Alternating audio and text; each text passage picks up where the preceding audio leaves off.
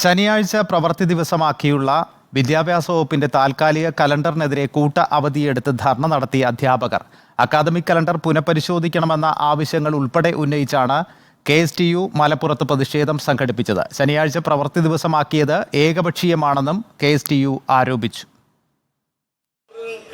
School പ്രവൃത്തി ദിനങ്ങൾ കൂട്ടിയതിനെ ചൊല്ലി സർക്കാരും അധ്യാപക സംഘടനകളും തമ്മിലുള്ള തർക്കം രൂക്ഷമാവുകയാണ്.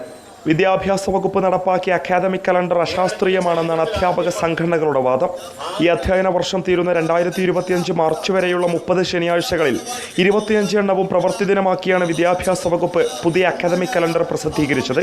ഇത് കുട്ടികൾക്കും അധ്യാപകർക്കും ഒരുപോലെ പ്രയാസം സൃഷ്ടിക്കുന്നതാണെന്ന് KSTU ചൂണ്ടിക്കാട്ടി.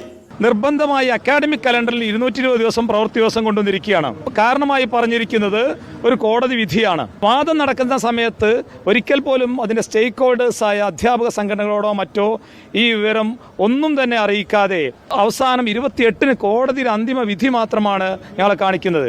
KSTU മലപ്പുറം ജില്ലാ കമ്മിറ്റി കളക്ടറേറ്റിന് മുന്നിൽ സംഘടിപ്പിച്ച സമര സദസ്സ് P. അബ്ദുൽ ഹമീദ് MLA ഉദ്ഘാടനം ചെയ്തു. അധ്യാപകന്മാരുമായി ബന്ധപ്പെട്ട വിഷയങ്ങൾ, വിദ്യാർത്ഥിയുമായി ബന്ധപ്പെട്ട വിഷയങ്ങൾ സാധാരണഗതിയിൽ ഇവിടെ ഒരു കീഴ്വഴക്കമുണ്ട്.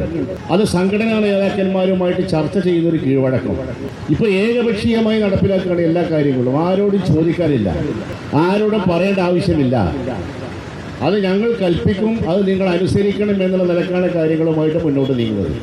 അതേസമയം 220 അധ്യയന ദിവസങ്ങൾ നിശ്ചയിക്കണമെന്ന ഹൈക്കോടതി ഉത്തരവനുസരിച്ചാണ് 25 ശനിയാഴ്ചകൾ പ്രവൃത്തി ദിനമാക്കേണ്ടി വന്നതെന്നാണ് ഇതുമായി ബന്ധപ്പെട്ട അധികൃതർ നൽകുന്ന വിശദീകരണം.